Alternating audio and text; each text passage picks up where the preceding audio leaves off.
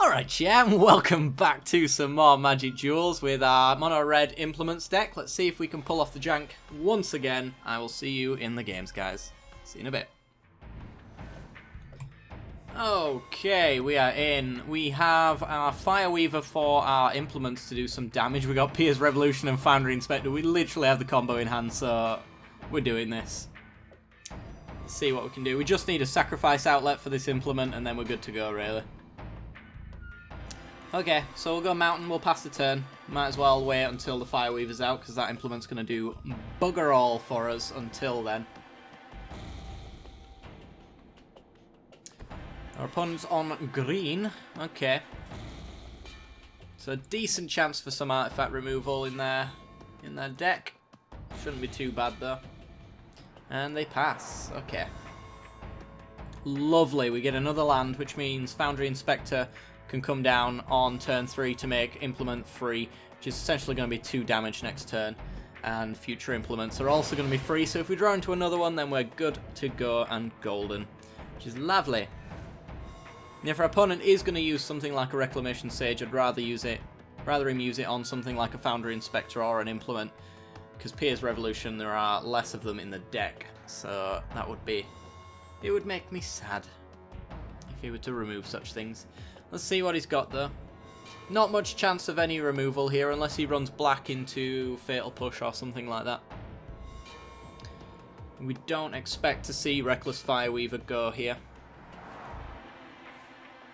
Opponent thinking very hard about whether or not he should play a land. I think he should. Well, there's black into Ovia. Yes. Never played with this card, although I know it's good. Probably should at some point. Makes servos, makes big servos.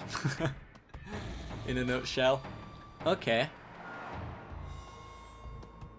So is he going to try throwing out a lot of creatures at the same time to try and take advantage of the secondary ability? I'm not quite sure. Oh, nice. We're going to be doing 3 damage this turn. So, Mountain into Foundry Inspector. Deal 1 damage to our opponent.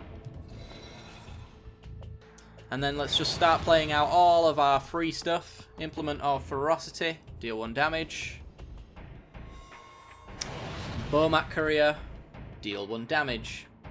And next turn what we can do is Pierce Revolution and just throw our artifact, Bowmat Courier more specifically, into our opponent's stuff, and they can either take the 3 damage, which is essentially like 3 attacks with the Bowmat Courier, or they can not block it, which is another alternative, which will fill up our hand, which will be nice. Or they'll let us bounce it back again and they'll take 1 damage instead. It's the fun thing with Pierce Revolution, we don't really give our opponent the opportunity to have a good decision to make. Because if you give us anything back, we just do it again. Until you make us, until you decide you want to take that 3 damage, we're just going to get value out of it. Which a lot of people seem to want to do. Land. Oh, beautiful. Beautiful. Okay. So, land into Pierce Revolution. So, we can put down Key to the City and deal 1 damage to our opponent. We can also maybe attack him with Bowmat Courier and get a redraw. I think I'll take down the Key to the City just as an extra little bit of damage. And I'm debating throwing our creatures into our opponent's stuff. Definitely throw a Foundry Inspector in there. You're going to have creature pump and that kind of thing to get through. And if he wants to do that, then we'll throw a Bowmat Courier in there as well. See if he wants to lose 3 life, or give us a Bowmat Courier back and take 1 instead. So he goes for the block. That's fine. Yep.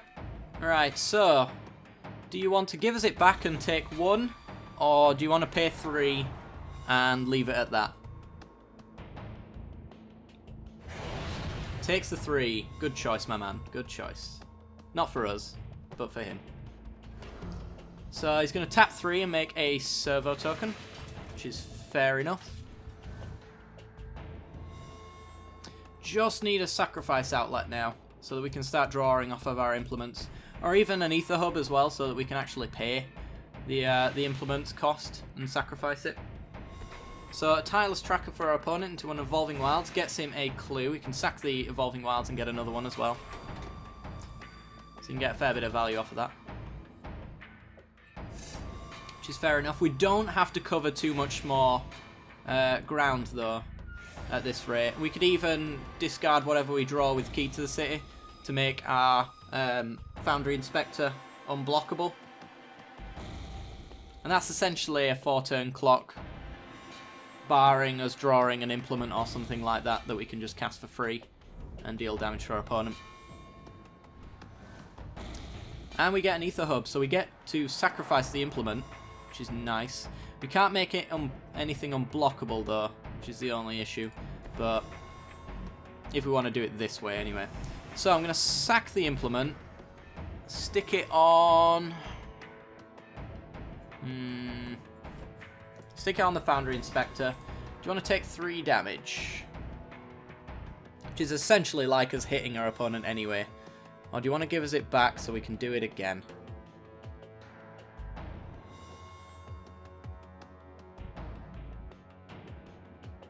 So from this point forward, we're just going to make Foundry Inspector unblockable. He takes the 3. We draw a servo schematic. So that's an extra 2 damage. We could discard it to Foundry Inspector, but I think there's more value in the servo schematic coming down. Because that's 1 damage off of the schematic itself, and 1 off of the servo token as well. Takes our opponent down to 5. We just need to find 1 more point of damage on top of the attack that we're going to get with the Foundry Inspector. Yeah, I don't think there's value in us attacking with the Inspector right now. No. Because he'll just trade off and then pay the 3, and then we're kind of stuck in a spot. Whereas we can get in next turn with a Key to the City, and if he wants to destroy it, then he pays the 3 anyway.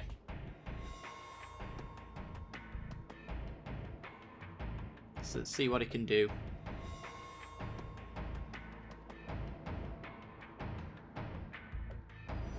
A Ravenous Intruder almost entirely wins it for us here. Because what we can do is we can sacrifice the servo schematic and get another servo token. We can probably later down the line sack key, discard to Key to the City as well to make it unblockable. And just start sacking away. It's going to be pretty sweet.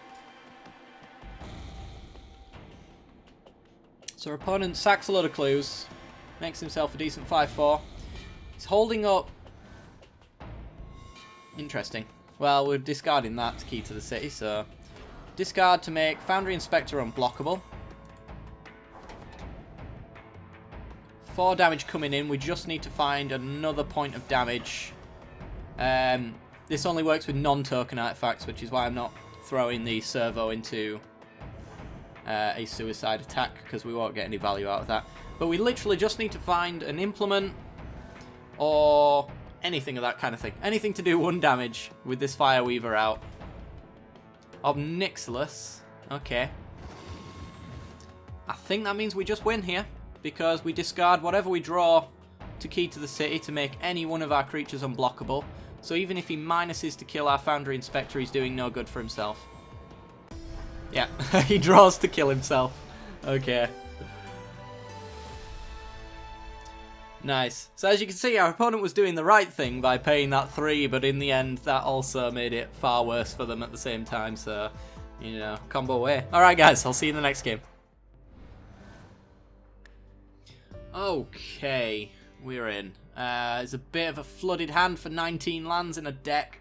But we do have Foundry Inspector and an Alchemist File for a redraw. I think we can do better. I'm going to throw it back. Yeah, let's go with this. It's not great, but I think it's better than a 6. So we have our Foundry Inspector to make all of our implements free, and there's one of them right there. We have the Ether Grid this time around to deal a fair bit of damage with the stuff that we put down. So it's whether or not I want to implement right now. I could get a redraw off of it. We're not benefiting off of a Fireweaver just yet either, so... But then again, I could hold the implement until we get a Foundry Inspector, just in case we do get a Fireweaver, because the Foundry Inspector is going to make this free anyway for turn 3. And I don't think we want to be sacrificing this prior to that. So next turn it's going to be Mountain into Key to the City, then Foundry Inspector, so on and so forth, I think. We'll just pass the turn over.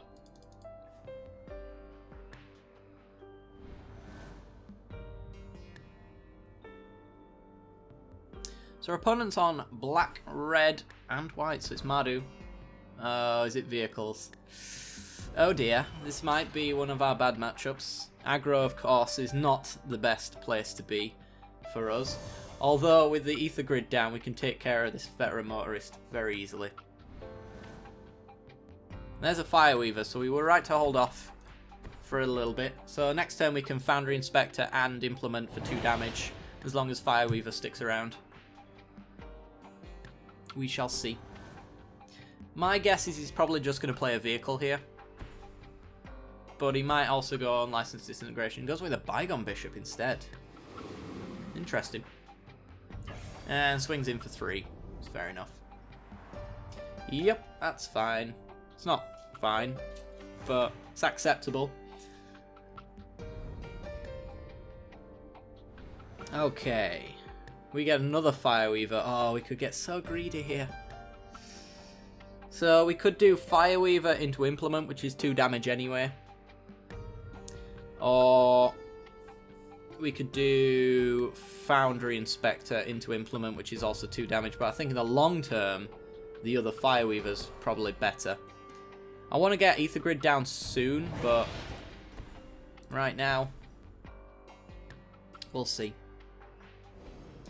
Because if I've got Implement down and we play Pia's Revolution, if we draw a land, for example, play Pia's Revolution, sack the Implement to deal 1 damage, it's either 1 damage or they take 4 damage with the Pia's Revolution plus the Implement's damage to have it not happen again.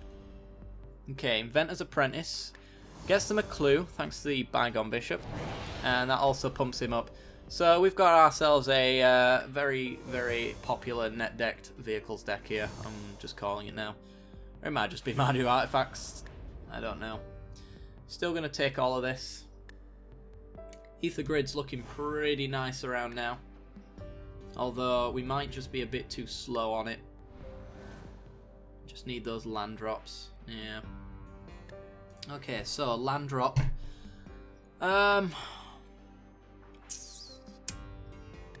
Because you see, with Ether Grid, if we can get enough artifacts down, we can start pinging off his creatures, but we're at 12 life now, so it's not exactly the best position to be in. Next turn, we're going to be taking a lot of damage as well. So I guess we'll just throw down a lot of our artifacts. Take 2. I want the Foundry Inspector down because I might be forced to block with it, is all I'm thinking. And we'll play Key to the City for an extra 2 as well. Save sacking the Implement for Pia's Revolution. If we even live that long, because we're going to have to start chumping pretty soon. So, pass the turn.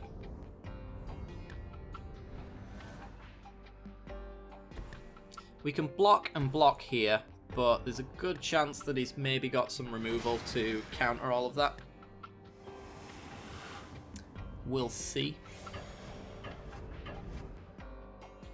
Okay, yeah, he's leading back the Inventor's Apprentice. I think I'm going to trade off this 3 here. Take 5. Ugh. We're an artifact short of Ether Grid taking down Thalia, is what I'm thinking. So if we get lucky on the draw, we can take that down. But then we're taking flying air. Stuff in the air, which is going to be pretty bad. We'll just block like this for now. So it looks like our opponent doesn't have any combat tricks. They're just willing to trade this off, which is fair enough. Down to 7. And passes. I don't want to discard anything to Key to the City, I don't think. And there's a Bomat Courier, which is free. Not that it makes much of a difference, but... Oh, it comes into play tapped as well. Bagger. Alright, well, in that case, we're going to Pierce Revolution. Since we can't kill anything with our artifacts just yet.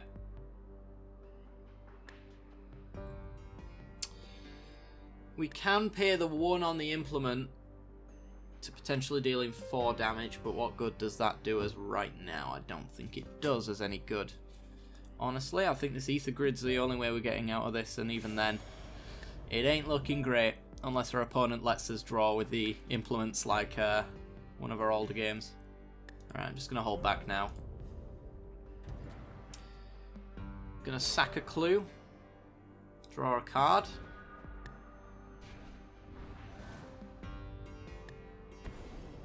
And an Ether Hub gets him a little bit of energy. Into Sky Sovereign. Ah. Damn it. Well, that upsets our Ether Grid plan. Do you want to take 3 though?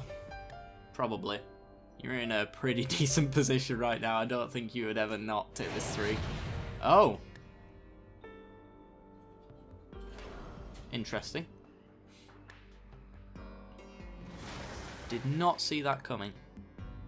But that's fair. We're taking 8. So we're forced to block. It's going to pay to gain some life as well. Have to block here. Might as well sack our implement.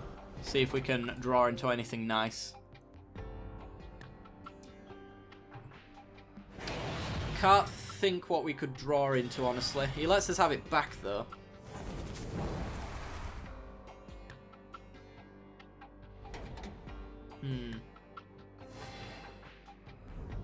Yeah, I think we're dead. Do not think there is anything we can draw here. Certainly not an Ether Hub. Ether Hub, especially because it comes into play tapped.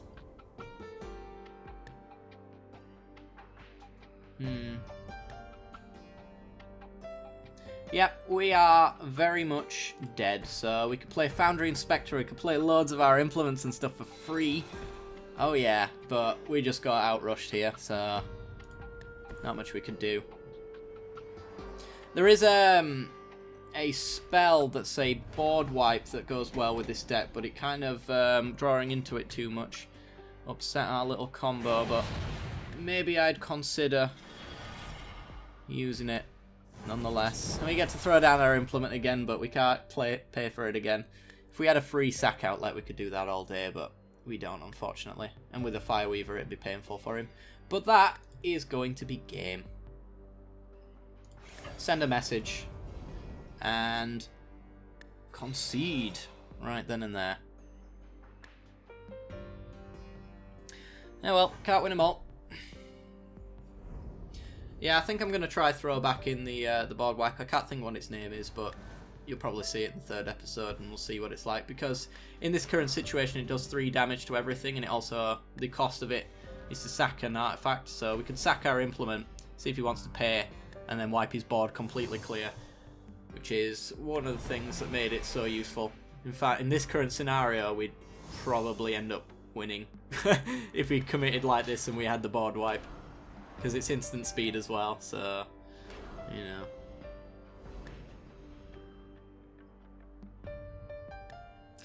Okay. Suiting up all of his vehicles. I should say in this particular instance, we wouldn't win with the board wipe because he can crew in response, but... Hey, do you want to take 3 or let me have it back? Somehow I think you're going to let me have it back. Yeah. And that's going to be game. Alright, fair enough. Alright guys, that's going to do it for today's episode. So if you did enjoy the content, then be sure to leave a like. It helps me out a great deal. Lets me know you're enjoying this series. As always, we'll be back tomorrow with some more magic stuff, and I'm going to make some changes to the deck and see how well it plays after that. Add in the board wipes and things like that, and see if we can not so much hurt the combo, because that's the thing. You tweak this too much and it ends up not doing what it's supposed to do. which is the issue because it took a long time to get it to do the right thing.